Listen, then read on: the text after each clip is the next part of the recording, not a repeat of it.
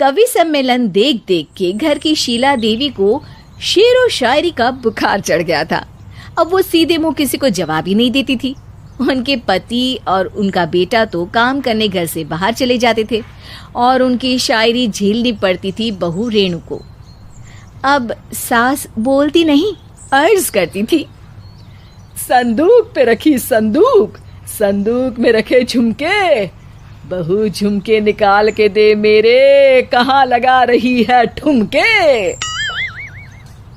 माँ जी, झुमके तो आपके निकाल दूंगी मैं, लेकिन आपके दिमाग से ये शायरी का भूत कैसे निकलेगा? छोटे लोग नहीं समझेंगे, शायरी है शौक बड़ा, तू अपने काम से काम रख, मेरे काम में मत टांग अड़ा। शौक अलग बात है, लेकिन हर चीज में अपना शौक डाल देने से जग हंसाई हो सकती है सासू माँ।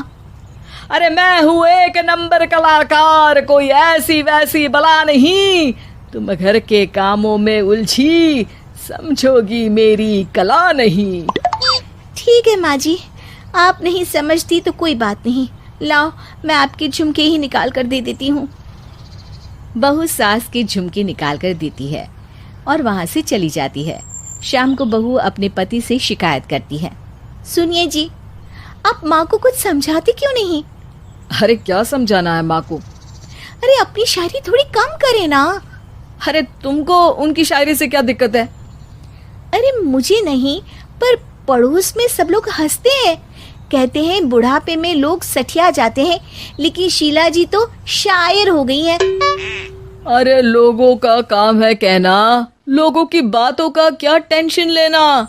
अरे वाह, मैंने भी शेर कह दिया, वाह वाह वाह वाह। देख लो, तुमसे किसी ने कहा नहीं और तुम्हारे सामने कोई माँ की बुराई नहीं करता तो तुमको फर्क नहीं पड़ रहा।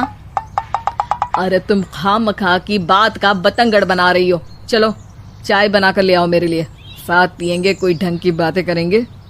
रेणु चाय बनाने लगती है। पहले वो अपने पति को चाय देती है, फिर सास को और आखिर में अपने ससुर को। लेकिन वो देखती है कि ससुर जी कुछ परेशान से हैं। क्या हुआ ससुर जी, कोई बात हो गई है क्या? अरे तेरी सास बात बात पे शायरी करती है। कल मैंने पूछा कि खाना खाया तो तेरी सास ने क्या जवाब दिया पता है? अरे गलती की और आरोपी ने कोड़े खा लिए फटाफट, खाना तो नहीं पर पकोड़े खा लिए झटाझट। अब बता क्या जवाब दूं इस बात का? वो तो सभी से शायरी में ही बात कर रही हैं, मुझे भी समझ में नहीं आता कि क्या करूं मैं। बेटा उसको उसी की भाषा में जवाब देना पड़ेगा। मैं तो आम बातचीत में भी उसके सामने कुछ नहीं बोल पाता, शायरी में क्या बोलूंगा भला। ससुर ने जैसे ही कहा कि उसको उसी की भाषा में जवाब देना पड़ेगा, बहू को ये बात जच गई। अगले ही दिन वो शायरी की कुछ किताबें लेकर आई और शायरी की प्रैक्टिस करने लगी ताकि सास को उन्हीं की भाषा में जवाब दे सके। उसने दिन रात एक कर दिए। एक दिन सब साथ में बैठकर टीवी देख रहे थे, तभी रेणु सबके लिए बिरयानी बनाकर लाती है, लेकिन सास को बिरयानी भाती नहीं। कौवा करता काऊ काऊ, चिड़िया बोलती ची ची, इतना खराब बिरयानी बनाई है कि मुंह से निकले छी छी। बस इसी मौके का तो बहू को इंतजार था, क्योंकि अब बहू सास को उसी की भाषा में जवाब देने के लिए तैयार थी। माँ जी, हमको अपनी ये बेकार शायरी ना सुनाइए, जैसी भी बनी है बिरयानी चुपचाप खाइए। ससुर जी और रेणु के पति ने रेणु का जवाब सुनते ही जोर से ताली बजाई और सास ने जब रेणु का शायराना जवाब सुना तो उनके गले में बिरयानी अटक गई। बहू ने एक और शायरी का तीर छोड़ा। शायरी में बहू के सामने सास हो जाएगी ढेर, क्योंकि सास मारेंगी एक शेर तो बहू मारेगी 1.25 शेर। सास को छोड़ के सब वाह वाह करने लगते हैं। आज पहली बार सास को नहले पे दहला मिला था और रेणु ने सास का मुंह चुप करा दिया था। अगले दिन रेणु का पति उससे कहता है, अरे वाह, तुमने तो माँ की बोलती ही बंद कर दी, मजा आ गया। अब मेरे लिए कुछ बना दो, खाकर मैं काम पर चला जाऊं।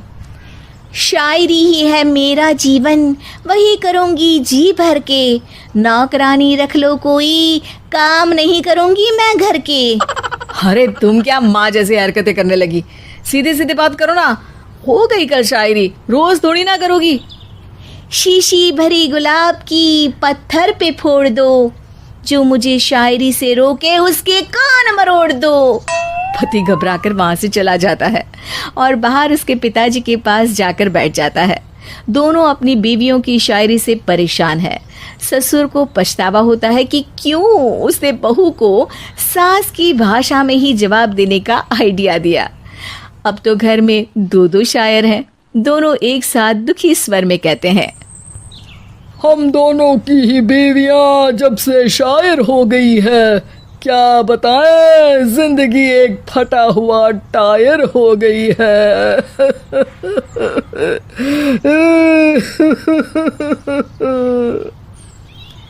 हम दोनों की ही बीवियां जब से शायर हो गई है, क्या बताएं, जिंदगी एक फटा हुआ टायर हो गई है।